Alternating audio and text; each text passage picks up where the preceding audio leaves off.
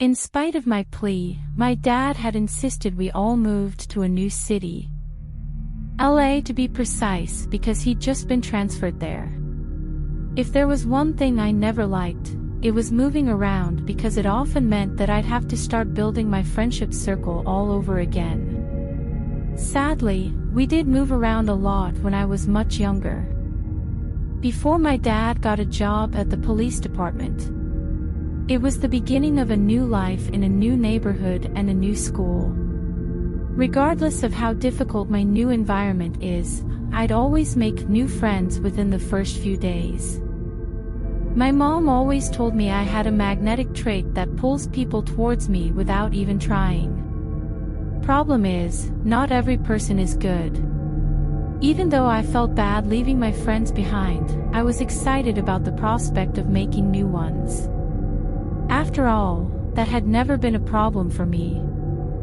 Just as I had anticipated, it didn't take long before many of my classmates took a liking to me. In fact, during break times, many of them preferred to sit at my table. No doubt, they all found my stories fascinating. However, I found one particular student rather odd, I'd say. His name was Dexter.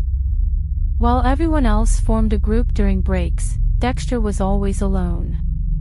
He'd eat alone, and I had never seen him play, not even a board game like chess or anything. Whenever we were asked to form a group for a class task, he'd be the last to join a group. I understand that certain factors, such as poor grades and small physique, could tamper with the confidence of a child, but Dexter was surprisingly doing well with his grades, always top 5 in both tests and exams, and he had a great physique too, even for his age. More importantly, he had come from a good home. So, I found it rather odd that such a boy with an amazing life seldom laughed or mingled with his peers. He was never in trouble because other boys knew too well than to bully him or drag him into a fight. Somehow, there was never a day I came earlier than him, and mind you, I was almost always very punctual. One day, when I entered the classroom, I didn't find Dexter sitting in his corner like I usually did. I wouldn't be surprised if that wasn't the first time he wasn't waiting for everyone else, including the teacher, to commence with the day's activities. I shrugged my shoulders. There's always a first time for everything. I convinced myself that perhaps it was just his off day and that things would go back to normal. The following day, I had expected to see Dexter back to his usual position, but I was met with disappointment when again, his seat was empty. Days went by and Dexter was still not attending classes. No one seemed bothered about his absence. To put it accurately, many did not notice that he was absent because they appeared surprised when I called their attention to it. I approached our teacher to express my concern about Dexter's absence. The teacher then told me that his parents had called about taking Dexter with them on a family trip and that she didn't bother telling us, since he had no friends in the class. I felt bad about that, but I was relieved that everything was fine with him. Just as I was leaving the teacher's desk, we all heard a loud blast. With my little knowledge about guns, I knew it wasn't the sound of an AK-47. We all ran towards the window to check what it was. We saw someone in a mask holding a double-barreled break-open shotgun and pointing it towards our classroom window.